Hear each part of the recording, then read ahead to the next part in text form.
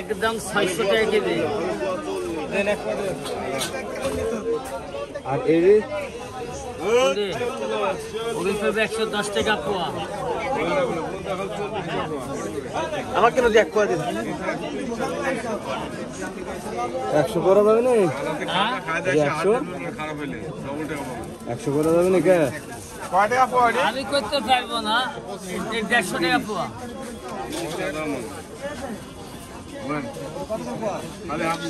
আর এই যে কড়া আছে, এই খেজুর কড়া তুললেন দাম কম করে দেবে। যে কড়া এই কিন্তু তুললেন, এগুলো পোয়া হবে করে 120 টাকা পোয়া।